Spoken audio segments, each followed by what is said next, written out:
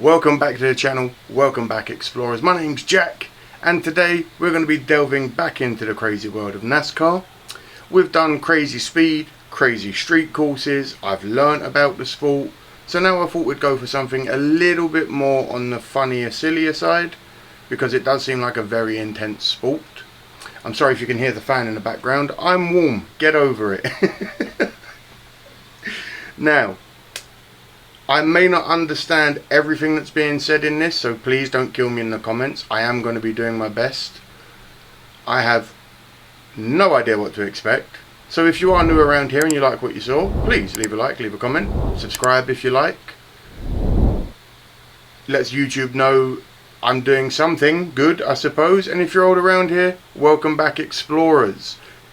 Come along with me, won't you, as we dive into the weird and wonderful world that just happens to be NASCAR.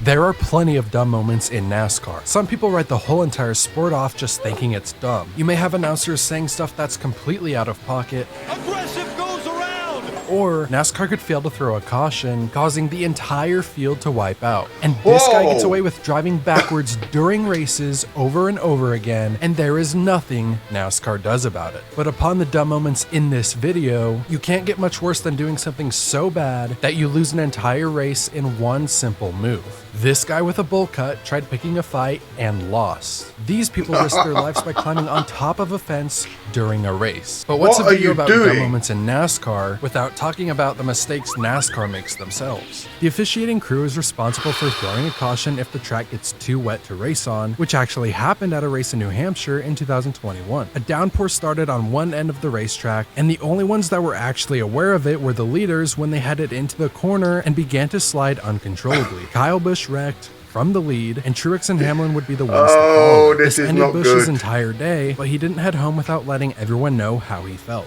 We've been talking about it for 2 laps that it was raining. There's no sense in saying what I want to say. It doesn't do you any good. NASCAR surely would never make this same mistake again. Bite that tongue. The very next year, they again failed to recognize that one side of the track got wet, but this time the consequences were much, much bigger. Daytona is a track that's notorious for huge pileups, so I bet you can guess what happened when the leaders started to randomly slide in the rain. This caused thousands, if not millions of dollars in damages, which all could have been avoided if the NASCAR officiating crew reacted a little sooner. And NASCAR actually made this same mistake back in 2001. At Charlotte Motor Speedway, the race started on a wet track, and the drivers couldn't even make it to turn 1 of the first lap without water messing with the traction so much, a number of cars lost control and their cars became completely undrivable. The only thing NASCAR could think to do was to allow the affected drivers to pull out their secondary cars and give them one more chance. The one who started dead last was Jeff Gordon and ultimately won the race. The good news? NASCAR has this thing called a rain tire. While the main ones are slicks, the rain tires look similar to what you'd find on a road in real life, and surely using these would fix all of our problems. NASCAR tried using these in an actual race, but it turns out racing in the rain is pretty impossible no matter what. But if you want a good laugh, catch one of these races live, and you'll feel like you're watching a ton of rookies aimlessly driving through a course. Some drivers will do the craziest things to get an advantage, including doing their best Dale Earnhardt impressions. But maybe Carl Edwards was onto something, because if you have no visibility because there's too much water, something like this could easily happen to you. It seems like NASCAR still likes racing in the rain. Some of it was coming down at the Charlotte Xfinity race this year, and NASCAR insisted on just racing in it. Nobody reckoned this clip, but Dale Jr. just quote-tweeted it with a facepalm emoji. NASCAR is a place where you can find some of the goofiest fights ever fought. Have you ever wanted to see a fight between Rowley Jefferson and a watermelon farmer from Florida? Well, it turns out you can do just that. Seriously, how are you going to confront someone when you have a bowl cut? Another dumb NASCAR fight happened in this exhibition race where Clint Boyer ran up to Ryan Newman, who was still sitting inside of his car, and started throwing haymakers like he was on the... First thing I'm going to teach you boys and girls from riding motorcycles. If you're going to punch someone, wait till they've taken their crash helmet off. Just a little life tip. On the verge of winning a UFC match by knockout. Clint kept his helmet on, and when Newman jumped out of his car to prove him wrong, he felt very, very dumb about what he did.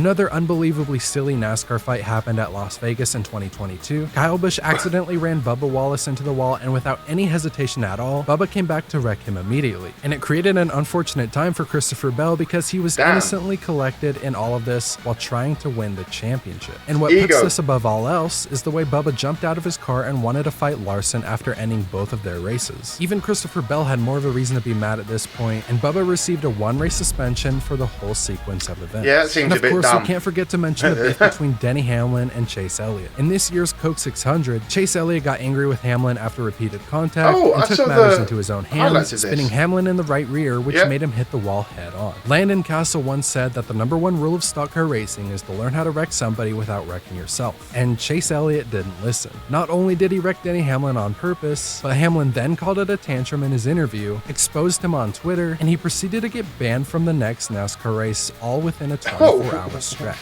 Yeah, it's a tantrum, and he shouldn't be racing next week. Right rear hooks are absolutely unacceptable. It was surprising to see this out of Chase Elliott since Bubba Wallace was suspended for an identical crash that we just went over, and for a guy who already missed a few races this year with a broken leg, you would think he'd prioritize health and safety. NASCAR fans love to pay those premium stadium prices for certain beverages when attending a racetrack, and this could be the very reason why fans have made the decision to randomly climb up the catch fences during races. The most iconic case of fans climbing the fence was in 2014 during Richmond Raceway's chase race, and this...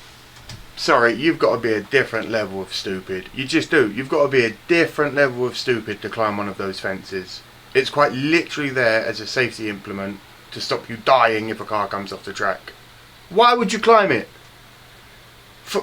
I don't know. This is what Alan Bestwick had to say about it. Let's just say it's somebody doing something stupid that's brought out the caution in the race. Exactly. The caution had to be called for the safety of the fan, and fun fact, the reason for the caution is forever listed as security in the racing reference database. Although it might not be very hard to figure out, years later in an interview, he admitted to drinking before climbing this very fence. Would this fan be the very last to do so? What a surprise. Of course not. This fan was seen climbing it at Charlotte Motor Speedway for the Coca-Cola 600. I get it. With it being the longest race of the year, he probably was just trying to get a better view, everyone but he at also risk. appears to be taking a video of his point of view from his phone. So someone please go hunting and find out if this footage exists. Yeah, based on the way the cars still appear to be racing, it doesn't seem like a caution ever came out for this. A fan also decided to climb the fence during the 2020 Bristol All-Star race. Or I guess it counts as after the race, because when Chase Elliott won, this fan got a little too excited. My favorite part is when a content creator that goes by the name Moonhead was in attendance and decided to capture this viral interview with said fan.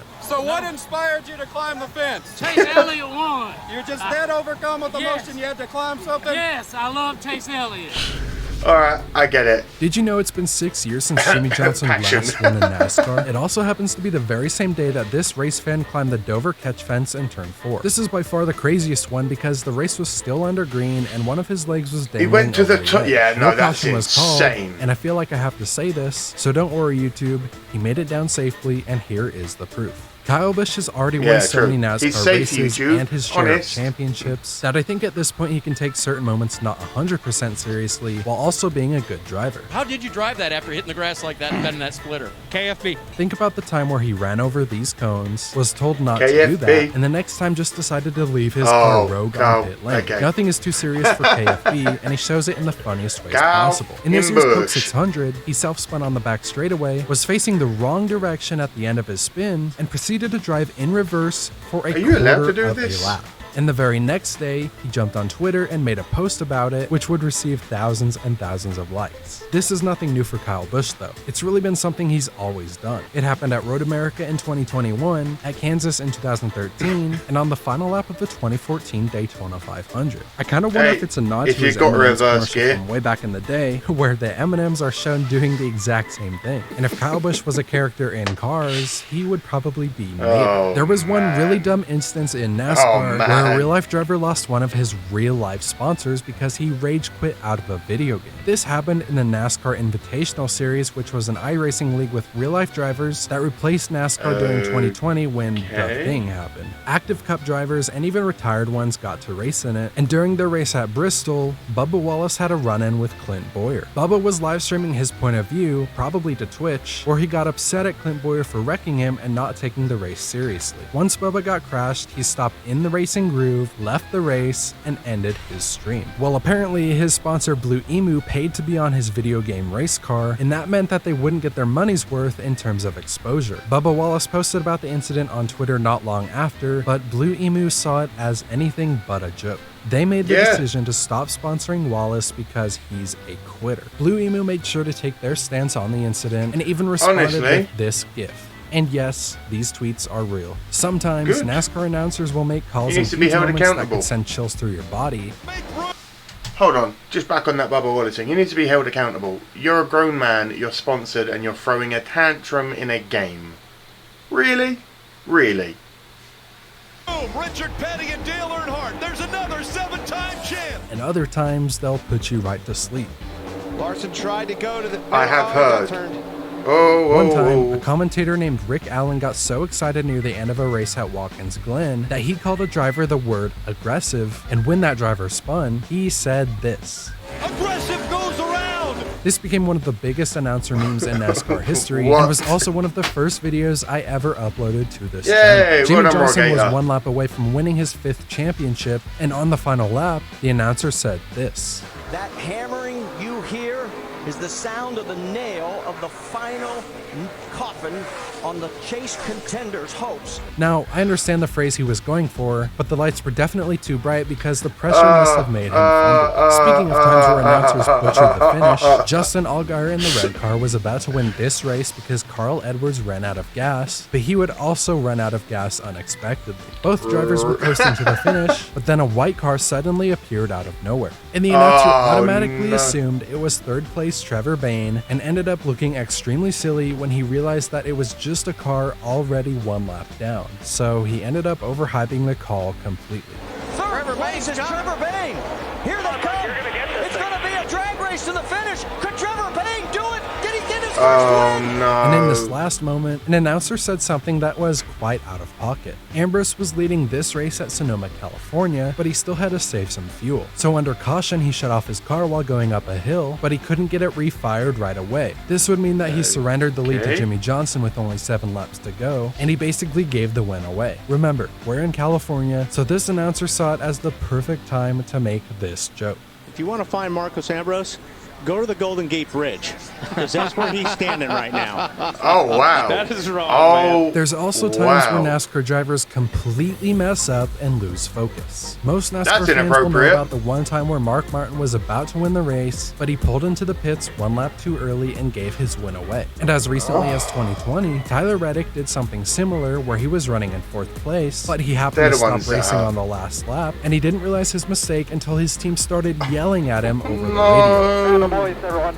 Great car, great stop. Go! It's the last lap, dog! Luckily for him, he didn't lose a single spot, but it's so rare for this to happen that I just had to mention it here. What is a NASCAR video without mentioning Daryl Waltrip's famous phrase, "Buggity, buggity, buggity"? He'd say it right before the initial start to every race, which overall made it very iconic and recognizable. But especially towards the end of his announcing career, he'd start to lose his marbles and add random phrases to his already random phrase. One time he asked the other announcers in the booth to do it along with him, which was never done before, and since it wasn't rehearsed, it turned out a little awkward.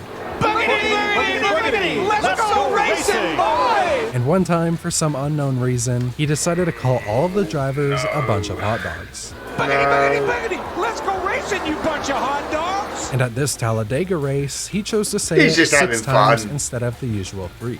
Buggity, buggity, buggity, buggity, buggity, buggity! Let's go racing, boys! He's just having some fun. Let's go racing, boys. But when Danica joined the Cup Series in 2013, he had to think of a brand new way to get races kicked off. Buggity, buggity, buggity! Let's go racing, boys!